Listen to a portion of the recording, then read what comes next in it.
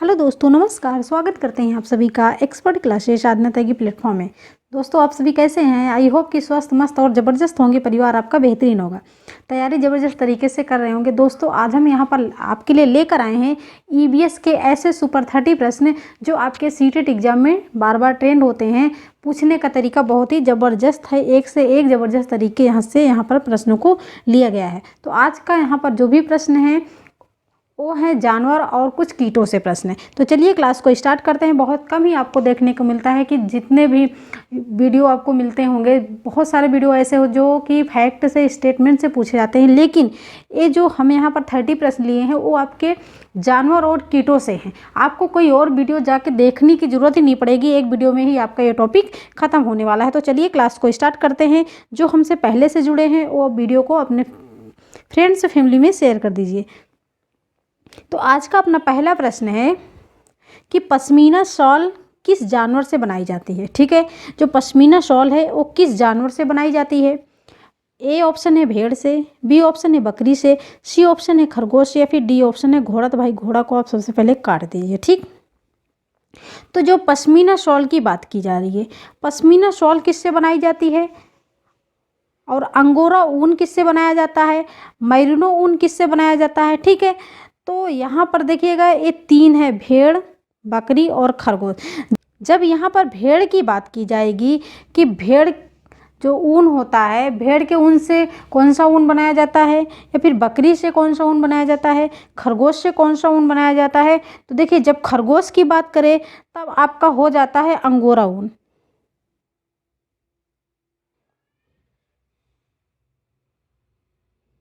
ठीक है, और जब बकरी की बात करें तो बकरी का पश्मीना शॉल।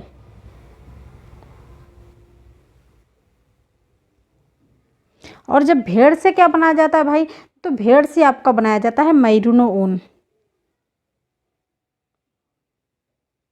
मैरिनो ऊन जो हम दक्षिण भारत में और उत्तर भारत में जो हम स्वेटर पहनते हैं, अभी जो ठंडियों में स्वेटर पहन रहे हैं ना, वो आपके मैरिनो ऊन से बनाया जाता है, यानी कि भेड़ के बाल से बनाया जाता है। और पश्मीना शॉल बकरी के बाल से क्यों बनाया जाता है? क्योंकि बकरी का जो बाल होता है वो बहुत पतला होता है, और इसको बुनने के लिए, इस शॉल को बुनने के लिए कोई मशीन की ज़रूरत नहीं पड़ती है। इसको बुनकर, यानी कि बुनकर अपने हाथों से बुनता है। ये शॉल कहाँ बनाई जाती है? तो ये शॉल जो है लेह लद्दाख के चांगपा जनजाति लोग इस शॉल को बनाते हैं। इस शॉल को बनाने में कितना समय लगता है? तो 200 यानी 250 घंटा लगता है। ठीक है, 250 घंटे के प्रयास के बाद एक शॉल बनकर तैयार हो जाती है। एक शॉल अपने उत्तर भारत में कितने शॉल के बराबर है, कितने स्वेटर के बराबर है? तो 6 स्वेटर के बराबर है। यानी कि आप 6 स्वेटर को पहन लीजिए और एक पश्मीना पतली शॉल ले लीजिए, बस। पश्मीना शॉल बहुत पतली होती है, मोटी नहीं होती है। तो ये जो है आपके लेह लद्दाख के चांगपा जनजाति इन शॉलों को बनाते हैं। ठीक, ये किससे बनाई जाती है? तो बकरियों के बाल से बनाई जाती है। यहाँ पर आपका बी ऑप्शन राइट हो जाएगा। प्रश्न नंबर आपका 2 है कि निम्न में से किस जानवर के हमेशा अग्रदंत बढ़ते रहते? अग्रदंत का मतलब समझ रहे, आगे के दांत।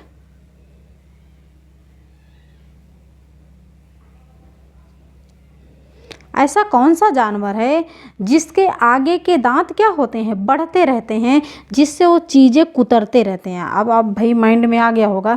तो यहाँ पर लंगूर, सलाद, बाघ तो हो नहीं सकता, ये चूहा ही हो सकता है जो हमारे कपड़ों को कहीं से कहीं छुप जाता है भाई, हमारे कपड़े को लेकर बिल में भाग जाता है, कुतर जाता है। ठीक, तो यहाँ पर सी ऑप्शन आपका राइट हो जाएगा।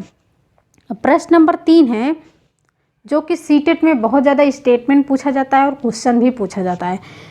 निम्न में से हाथियों के विषय में कौन सा विषय सही नहीं है? हमें क्या चाहिए? हमें चाहिए गलत वाला। ठीक, हमें क्या चाहिए? हमें चाहिए गलत वाला भाई। अब बताइए इसमें से कौन सा विकल्प गलत है? तो झुंड की सबसे बुजुर्ग हथिनी ही नेता होती हैं। ये क्या है हमारा? ये है हमारा सही है। ठीक है, यानी कि पॉजिटिव है। हाथियों के झुंड में केवल हथिनियाँ ही होती हैं, बिल्कुल, ये भी आपका क्या है? पॉजिटिव है। और हमें चाहिए क्या? हमें चाहिए निगेटिव। हाथी बहुत ज़्यादा सोना पसंद करते हैं। हाथी कीचड़ में खेलना पसंद करते हैं, बिल्कुल सही है, जिसको बोलते हैं पॉजिटिव। और हाथी बहुत ज़्यादा सोना पसंद करते हैं, यही हमारा क्या है? नहीं है भाई, यही हमारा क्या है? यही हमारा गलत है। इसलिए हम कौन सा विकल्प लॉक करेंगे? तो सी विकल्प लॉक हो जाएगा कि हाथी बहुत ज़्यादा सोना पसंद करते हैं? जी नहीं, हाथी एक दिन में 2 से 4 घंटे ही सोते हैं। तो सी विकल्प हमारा गलत है, यही हमारा राइट हो जाएगा। प्रश्न नंबर 4 है कि पैने, चपटे व एवं चौड़े आगे के दांतों वाले पशुओं की भोजन की प्राथमिकता भिन्न होती है। ये पशु निम्न में से कौन सी खाद्य संबंधी प्राथमिकता को चुनेंगे? यानी कि पैने, चपटे एवं चौड़े आगे के दांतों वाले पशुओं की जो भोजन की प्राथमिकता होती है वो सबसे अलग होती है। ये पशु कैसे भोजन को खाते हैं, यानी कि ये पशु जो है कौन सी खाद्य संबंधी भोजन को प्राथमिकता देते हैं। प्रश्न को ध्यान से समझिए कि यहाँ पर क्या पूछा जा रहा है कि ऐसे पशु जिनके आगे के दांत पैने, चपटे होते हैं, ये पशु कैसे भोजन खाते हैं? तो घास एवं साग खाते हैं, मांस खाते हैं क्या, फल खाते हैं या फिर अनाज खाते हैं? तो आपने कभी गाय, भैंस, बकरी को देखा है? तो जी हाँ, आप कहोगे जी हाँ बिल्कुल देखा है। तो जो गाय होती हैं, जो भैंस होती हैं, उनके देखते हैं आगे के दांत कैसे होते हैं? आगे के जो दांत होते हैं वो चपटे होते हैं, चपटे होते हैं। तो वो कैसे भोजन खाएंगे? तो वो तो मांस तो खाएंगे, क्योंकि जो मांसाहारी होते हैं उनकी जो आगे के दांत होते हैं हुक जैसे होते हैं। तो यहाँ पर हम बी विकल्प लॉक कर देंगे, घास एवं साग। घास एवं साग का मतलब क्या होता है? जो आपकी चरी वगैरह खाते हैं, ठीक है, उसको बोलते हैं साग। तो घास एवं साग खाना पसंद करते हैं ऐसे गाय, भैंस, बकरी, ये सभी। प्रश्न नंबर 5 है कि शीत निद्रा जीव हैं। शीत निद्रा मतलब ठंडी में जो निद्रा में चले जाते हैं। अगर ठंडी आ गई तो भैया वो जीव क्या हो गए? विलुप्त हो गई। तो ये आपकी क्या होते हैं? रिप्टाइल्स होते हैं, यानी कि रेंगने वाले जीव होते हैं। ये आपके रेंगने वाले, जितने भी रेंगने वाले जीव होते हैं वो ठंडी में विलुप्त हो जाते हैं। अब बताइए कहाँ चले जाते हैं? तो इनकी जो शारीरिक तापमान क्षमता होती है, जो शारीरिक तापमान की जो क्षमता होती है वो बहुत कम होती है। ये ठंडी को सहन नहीं कर पाते हैं, जिससे इनका खून क्या होता है? जमना शुरू हो जाता है। इसलिए जब ठंडी आना शुरू होती है, शीत जब आना शुरू हो जाता है, तो एक किसी बिल में घुस जाते हैं। बिल में घुस गया या फिर दीवारों की दरारों में घुस जाते हैं। तो ये गाय, भैंस, मच्छर, इसकी बात नहीं भैया, ये सब तो कहीं नहीं जाते हैं। आपके हो जाएगी छिपकली। छिपकली क्या रेप्टाइल्स में आती है, रेंगने वाले जीव होते हैं। तो इसलिए हम डी विकल्प को लॉक कर देंगे। नहीं भाई, मच्छर तो दिखते हैं, ठंडी में भी मच्छर दिखते हैं, ऐसा नहीं है, लेकिन छिपकली बहुत कम ही नहीं दिखती हैं, क्योंकि इनकी जो शारीरिक तापमान की क्षमता होती है बहुत कम होती है, खून इनका जम जाता है। तो इसलिए हम डी विकल्प को लॉक कर देंगे। प्रश्न नंबर 6 है कि नीचे दिए गए सभी जानवरों में से निम्नलिखित में से कौन सी विशेषता पाई जाती है? नीचे दिए गए सभी जानवरों में से निम्नलिखित में से कौन सी विशेषता पाई जाती है? छिपकली हो गया, गौरैया हो गया, ठीक है, कछुआ हो गया, सांप हो गया। यानी कि इन चारों में कौन सी विशेषता है जो सेम पाई जाती है? ये अंडे देते हैं, हो सकता है। ये जहरीले होते हैं। अब बताइए, छिपकली जहरीली होती है क्या? गौरैया भी जहरीली होती है? तो हम कहेंगे इस विकल्प को हम काट देते हैं, ठीक। ये भूमि एवं जल दोनों में रहते हैं। कछुआ आपका जल में भी रहता है, भूमि में भी रहता है, तो क्या आपका गौरैया भी रहता है? तो ये विकल्प भी हम काट देंगे, ठीक। इनके शरीर शल्क से ढके होते हैं। शल्क का मतलब क्या होता है? ये शल्क का मतलब क्या होता है भाई? तो देखिए, शल्क का मतलब होता है इनकी त्वचा पे जो बाहरी बाल होते हैं वो शल्क कहलाते हैं। जैसे आप सांप को ले लीजिए, सांप की जो शारीरिक त्वचा है उसके ऊपर वो केचुली जो होता है तो वो उससे वो ढकी होती है। जैसे आपकी मछली हो गई, ठीक है, जैसे आपका पक्षियों में हो गया, पंख हो गया, तो जो उनको शिकारी से बचाती हैं, यानी कि अगर उन पे कोई आक्रमण हो तो उससे थोड़ा बहुत वो बच सके। तो शल्क का मतलब है तो वो होता है कि उनकी शारीरिक त्वचा पर जो बाहरी बाल होते हैं वही शल्क कहलाते हैं। तो देखिए, शल्क छिपकली हो गया, गौरैया हो गया, कछुआ हो गया, सांप हो गया। तो इसमें क्या सभी में शल्क, सभी में बाल, ऊपरी बाल होते हैं क्या? बताइए, होते हैं क्या? तो यहाँ पर आपका छिपकली में नहीं होता भाई, तो इसलिए ये विकल्प भी कट जाएगा। तो कौन सा विकल्प लॉक हो जाएगा? कुछ छिपकली भी अंडे देती है, गौरैया भी अंडे देती हैं, कछुआ भी और सांप भी। क्यों देते हैं अंडे? ये बच्चे क्यों नहीं देते भाई? स्तनधारी क्यों नहीं होते हैं? क्योंकि इनकी जो है बाहरी कान नहीं होते हैं, इनके बाहरी कान नहीं होते हैं। ठीक, जिनके बाहरी कान दिखें वो एक शिशु को जन्म देंगे, जिनके बाहरी कान ना दिखें वो अंडे देंगे। क्लियर? बहुत ही सिंपल है। तो इसलिए ए विकल्प यहाँ पर लॉक हो जाएगा, ये सभी अंडे देते हैं। प्रश्न नंबर 7 है निम्नलिखित में से किसकी सुनाने नहीं भाई, सुनने, सॉरी यहाँ पर मिस्टेक है थोड़ा सा। निम्नलिखित में से किसकी सुनने की शक्ति इतनी तीक्ष्ण होती है कि वह वायु से पत्तों के हिलने की ध्वनि और घास पर किसी जानवर के चलने की ध्वनि में अंतर कर सकता है? यानी कि ऐसा कौन सा जीव है, ऐसा कौन सा पशु है जिसके सुनने की शक्ति इतनी तेज होती है कि अगर वायु में पत्ते, अगर हवा से पत्ते हिले और किसी जानवरों के चलने की ध्वनि सुनाई दे, यानी कि घास पे, तो समझ जाते हैं कि कौन सा जानवर आ रहा है ना? कि इसका मतलब कि जंगल में कोई जानवर घुस गया। कौन होता है भाई? तो ये होता है आपका बाघ। ए विकल्प आपका लॉक हो जाएगा। ठीक, अब प्रश्न नंबर 8 है कि कुछ जानवर रात में जागते हैं जिसको बोलते हैं क्या?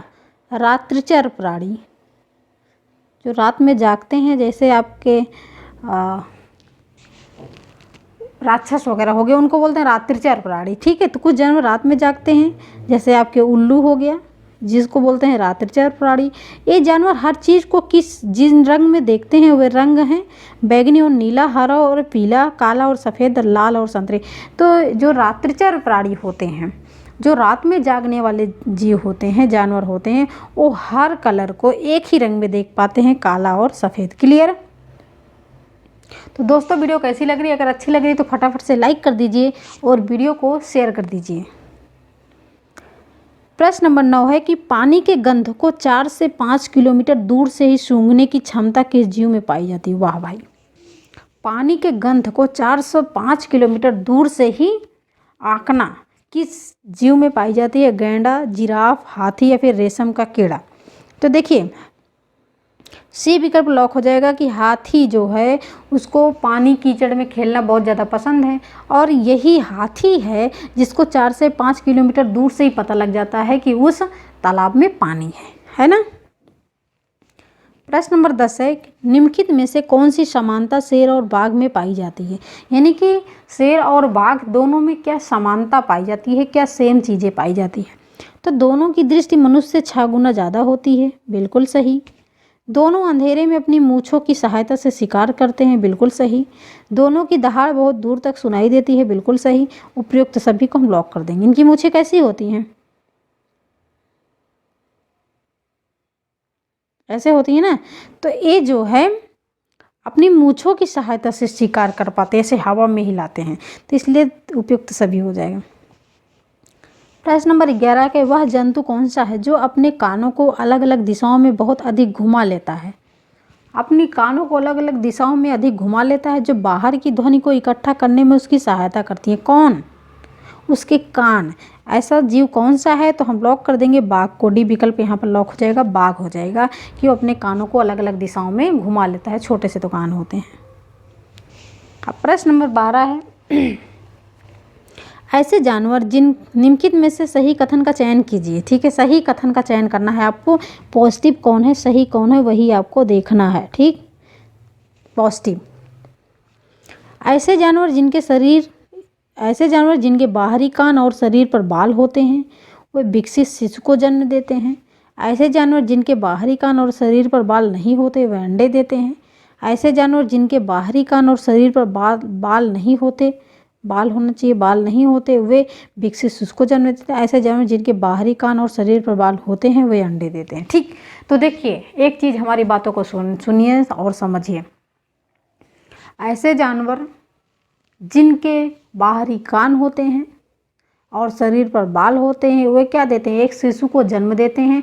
और ऐसे जानवर जिनके बाहरी कान और शरीर पर बाल नहीं होते हैं वे क्या देते हैं? अंडे देते हैं। ठीक, तो यहाँ पर देखिए ऐसे जानवर जिनके बाहरी कान और शरीर पर बाल होते हैं वे विकसित शिशु को जन्म देते हैं। बिल्कुल क्या है? ये पॉजिटिव है, यानी कि सही है।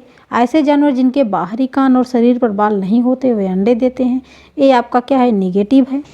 ऐसे जानवर जिनके बाहरी कान और शरीर पर बाल नहीं होते वे विकसित शिशु को जन्म देते हैं। क्या आपका निगेटिव है? तो आपका ये निगेटिव हो जाएगा ना भाई। ऐसे जानवर जिनके बाहरी कान और शरीर पर बाल होते हैं वे अंडे देते हैं। तो ये भी क्या है? आपका निगेटिव है कि ऐसे जानवर जिनके बाहरी कान और शरीर पर बाल होते हैं वे अंडे देते, तो वे अंडे नहीं देते, वे एक शिशु को यानी कि बच्चे देते हैं, उस शिशु को जन्म देते हैं। क्लियर? एक चीज़ एक बार फिर से आप ध्यान से सुनिए।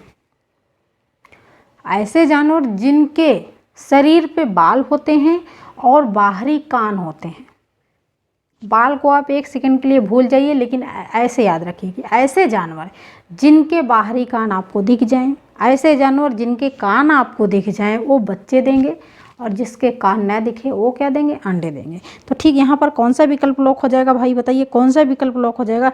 हमें क्या चाहिए? हमें तो चाहिए पॉजिटिव चाहिए ना, यहीं पे कहीं पे मिस्टेक हुआ है, हमें चाहिए पॉजिटिव।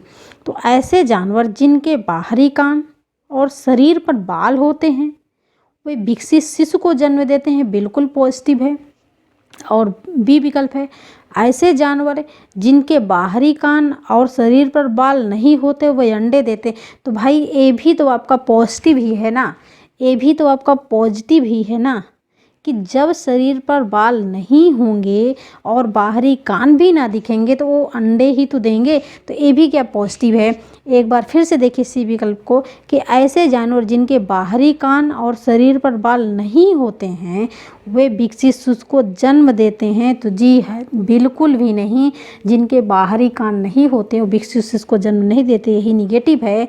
और ऐसे जानवर जिनके बाहरी कान और शरीर पर बाल होते हैं वे अंडे देते हैं, तो वे अंडे नहीं देते, वे एक शिशु को जन्म देते हैं। तो यहाँ पर कौन सा विकल्प लॉक हो जाएगा? ए और बी, यानी कि कौन सा विकल्प लॉक हो जाएगा? ए और बी। किस में है ए और बी? बताइए किस में ए और बी है भाई?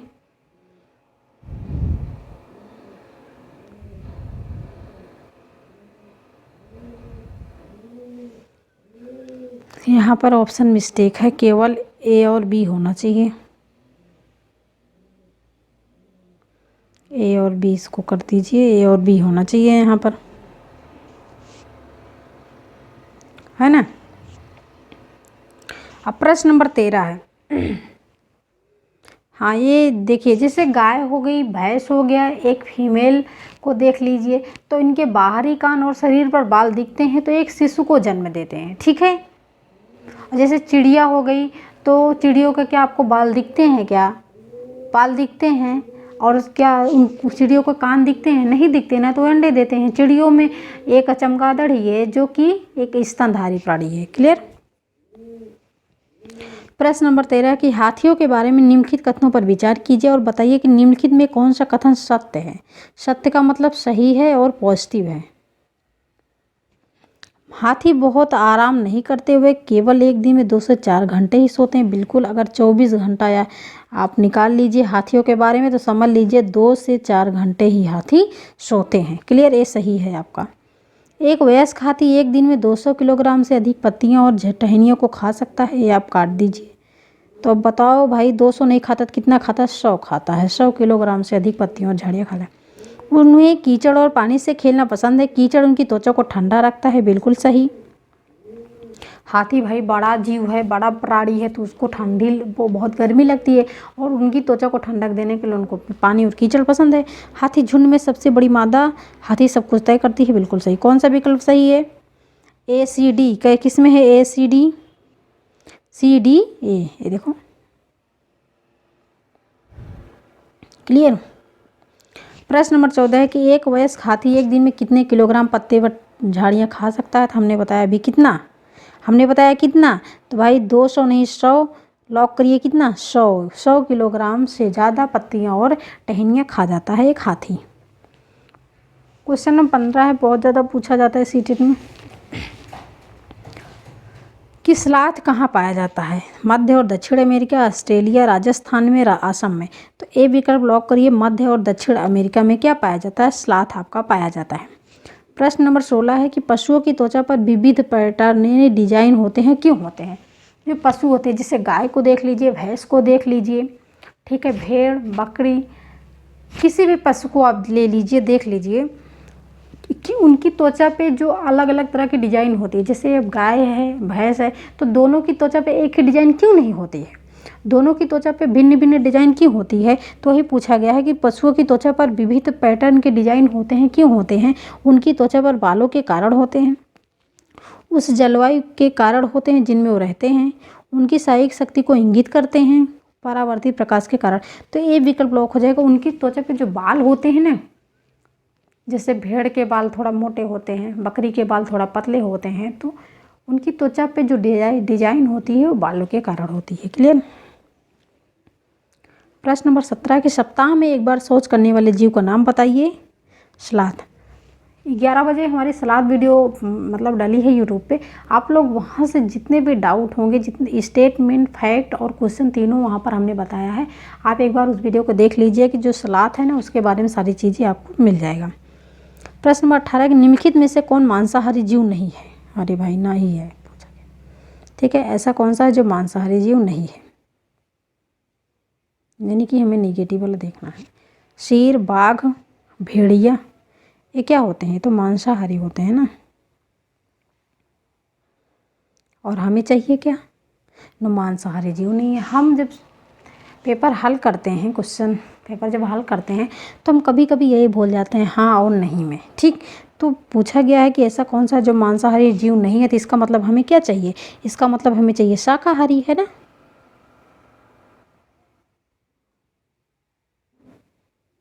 और शाकाहारी आपका हो गया हिरन। हिरन क्या खाते हैं, पत्ती वगैरह का खाते हैं। प्रश्न नंबर 19 है कि रेगिस्तान का जहाज कहा जाता है किसको, ऊँट को, गैंडा को, बैल को, भैंस को। तो फिर ए विकल्प आपका ऊँट को कहा जाता है।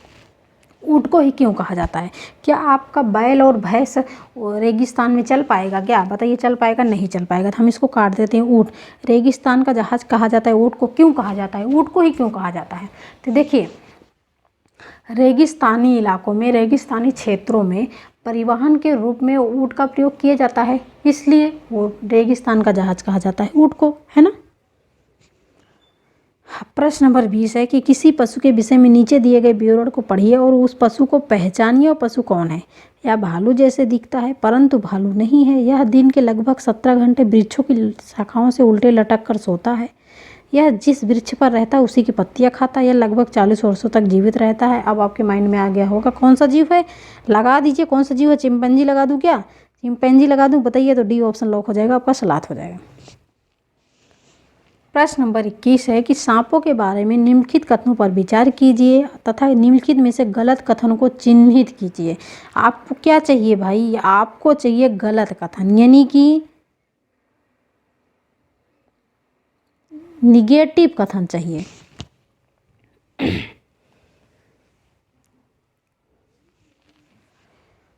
तो देखिए, वे अपने भोजन को पूरा निगल जाते हैं, ये क्या है, ये तो भाई सही है ना। सांपों के दांत नुकीले होते हैं, बिल्कुल सही है। जहरीले सांपों के डसने वाले दांत होते हैं, 2 दांत होते हैं, बिल्कुल सही। वे अपने भोजन को चबा कर खाते हैं, अभी आपने पढ़ा था निगल जाते हैं, तो कहाँ से चबा के खाते हैं, तो यही आपका क्या हो जाएगा, गलत हो जाएगा। और हमें चाहिए क्या, हमें गलत चाहिए था, इसी विकल्प को हम लॉक कर देंगे। प्रश्न नंबर 22 है चींटियों के बारे में निम्नलिखित कथनों पर विचार कीजिए तथा बताएं कि निम्नलिखित में से कौन सा कथन सत्य है। हमें चाहिए क्या, हमें सही वाला चाहिए, यानी कि पॉजिटिव वाला चाहिए। चींटियाँ एक ही पंक्ति में चलती हैं, बिल्कुल ये क्या है, पॉजिटिव है। हमें चाहिए क्या, हमें पॉजिटिव वाला चाहिए। चींटियाँ एक ही कतार में चलती है, आपने देखा होगा कि एक चींटी, 2 चींटी, 4 से एक लाइन से ही चली जाती हैं। चींटियाँ तो पंक्ति में ही चलती हैं, लाइन में ही चलती हैं ना। जब चींटियाँ चलती हैं तो वे जमीन पर गंध छोड़ती हैं, जिससे अन्य चींटियाँ रास्ता के लिए इस गंध का अनुसरण करती हैं। बिल्कुल, अगर चींटियाँ एक प्रकार विशेष प्रकार की गंध ना छोड़े तो और चींटियों को पता कैसे लगेगा कि किधर से चींटियाँ जा रही हैं। तो इसलिए जो चींटियाँ होती हैं चलते समय एक गंध जमीन पर गंध छोड़ती हैं, जिससे अन्य चींटियाँ रास्ते के लिए इस गंध का अनुसरण करती हैं। ठीक, तो ये भी क्या है, आपका पॉजिटिव है। वे सर्दियों के दौरान शीत निद्रा में चली जाती हैं, यही आपका निगेटिव है। चींटियाँ कभी सोती नहीं है, इसलिए उनको कहा गया है परिश्रमी। ठीक, यही आपका निगेटिव है। वही अपनी मादा को उनकी गंध से कई किलोमीटर ढूंढ लेती हैं, ये क्या है, आपका पॉजिटिव है। वो एक बस्ती में रहती है और उनमें विशेष क्षमता होती है। बिल्कुल, तभी क्षमता है, तभी तो परिश्रमी है। तो यहाँ पर आपका एक ही निगेटिव है। कौन सा विकल्प? तो सी विकल्प आपका निगेटिव है, बाकी सारे पॉजिटिव है। तो ए, बी, डी और ई किस में है? सी विकल्प लॉक हो जाएगा। ए, बी, डी और ई विकल्प आपका लॉक हो जाएगा। क्लियर? चूहों के द्वारा फैलने वाला रोग क्या है भाई? तपेदिक, चेचक, मलेरिया, फिर प्लेग। तो मलेरिया मच्छरों के द्वारा फैलता है। प्लेग विकल्प को लॉक करेंगे, जो कि चूहों के द्वारा फैलता है। प्रश्न नंबर 24 है कि नीचे दी गई उन विशेषताओं को चुनिए जो नीचे दिए गए सभी जानवरों में पाई जाती है।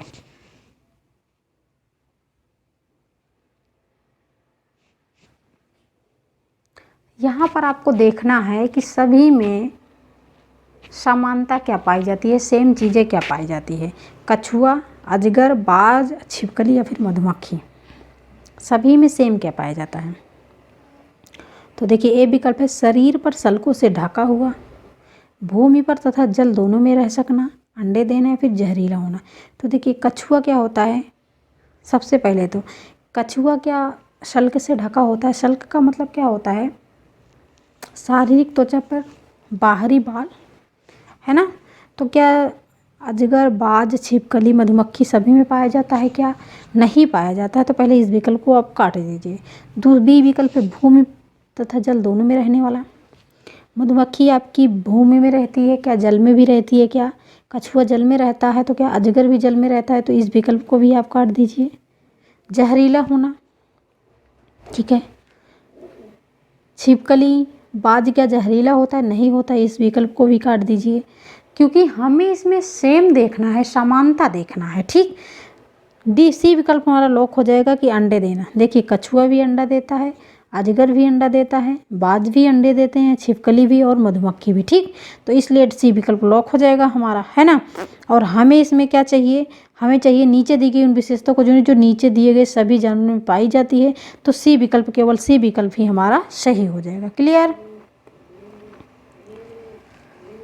प्रश्न नंबर 25 है कि निम्नलिखित कथनों में से सांपों के बारे में गलत कथन खोजें। गलत कथन निकालना है, यानी कि निगेटिव चाहिए हमें।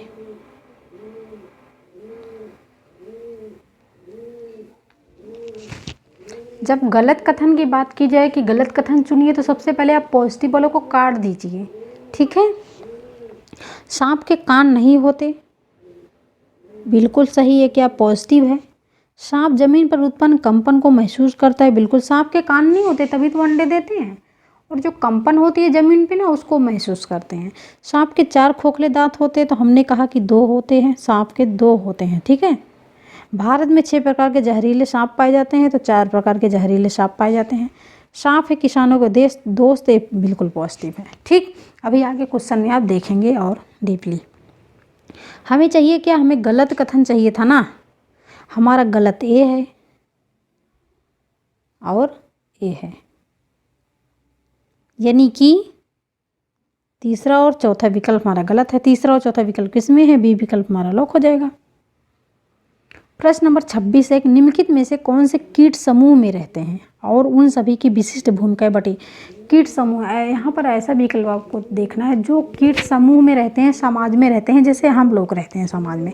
मधुमक्खी हो गया, चींटियाँ हो गया, मकड़ी हो गया।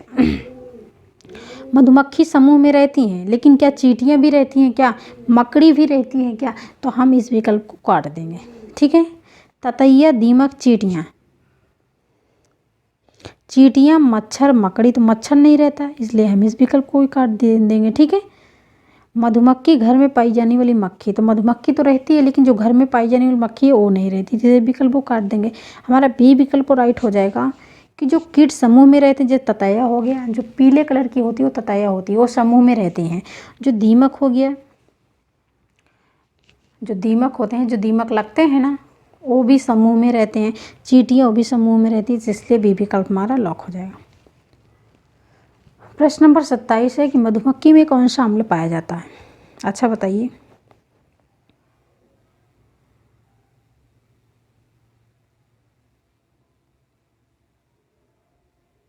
बिच्छू के डंक में कौन सा अम्ल पाया जाता है?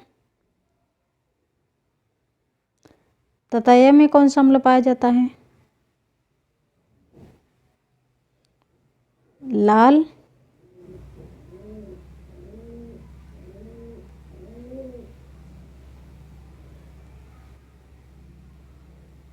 चींटी में कौन सा अम्ल पाया जाता है?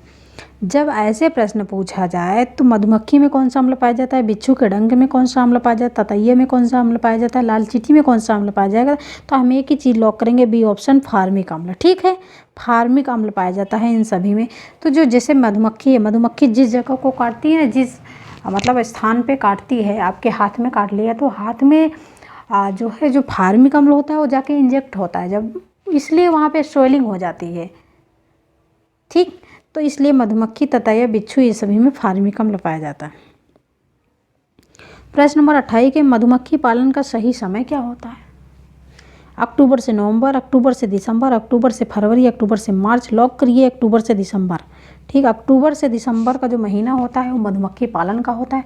मधुमक्खी पालन कहाँ होता है? तो बिहार के बोचाहा नामक गांव है, वहाँ पे मधुमक्खी पालन होता है। प्रश्न नंबर 29 है किसानों के मित्र हैं केचुआ, दीमक, सांप, चूहा। किसानों के मित्र केचुआ होते हैं क्या? बताइए, केचुआ होते हैं क्या? तो केचुआ नहीं होते भैया। क्यों नहीं होते हैं? क्योंकि जब केचुआ रहने लगेंगे तो मित्र क्या होते हैं? मित्र वही होते हैं जिससे आपकी समानता मिले। अगर उनकी बातें आपको अच्छी लग रही हैं, आपके जो है व्यवहार, उनके व्यवहार मिल रहे हैं, तो वो आपके मित्र हो गए। और यहाँ पर पूछा जा रहा है कि किसानों के मित्र कौन होते हैं, तो केचुआ हो गया। तो केचुआ अगर रहने लगेगा खेत में तो क्या करेगा? ऐसे मिट्टी उठती उठती चली जाएगी, तो उससे क्या फसल खराब हो सकती है। दीमक क्या है? दीमक अगर गेहूँ में लग जाएंगे तो सारे गेहूँ उससे ख़राब हो जाएंगे ना, तो ये भी नहीं हो सकते भाई। चूहा, चूहा का क्या करोगे? चूहा घर में रहता है तो कपड़े को कुतर डालता है, अगर वो खेत में चला जाएगा तो क्या करेगा? पूरे फसल को ही कुतर जाएगा, तो ये भी नहीं होगा। अब आप कहोगे सांप हो जाता है। सांप क्यों हो जाता है? ये भी तो नहीं हो सकता ना। लेकिन जो सांप होता है वो क्या करता है? वो जो इसमें कीट होते हैं, जो उसमें जीव होते हैं, जो फसलों को नुकसान पहुंचाते हैं, उनको क्या करता है? सांप खा जाता है। इसलिए किसानों के मित्र होता है सांप। ठीक, प्रश्न नंबर 30 है कि मधुमक्खी पालन को क्या कहा जाता है? जो मधुमक्खी पालन होता है, मधुमक्खी पालन कब किया जाता है? तो अक्टूबर से दिसंबर में किया जाता है। लेकिन जो मधुमक्खी पालन होता है उसको क्या कहते हैं? विटीकल्चर कहते हैं, एपीकल्चर, फ्लोरीकल्चर या फिर एग्रीकल्चर। तो बी विकल्प हमारा लॉक हो जाएगा कि एपीकल्चर कहते हैं। मधुमक्खी पालन को क्या कहते हैं? तो एपीकल्चर कहते हैं। तो ये थे दोस्तों आज के 30 प्रश्न। आपको वीडियो कैसी लगी? अगर कहीं भी आपको लगे कि कंफ्यूज हैं हम, तो कमेंट में ज़रूर बताना। Thanks for watching video. This is Sadhana Tyagi's expert classes. अगर वीडियो आपको थोड़ी सी भी अच्छी लगी हो तो वीडियो को लाइक और चैनल को सब्सक्राइब जरूर कीजिए। साथ ही बेल आइकन को प्रेस कर दीजिए, जिससे डेली वीडियो का नोटिफिकेशन आपको मिलता रहे।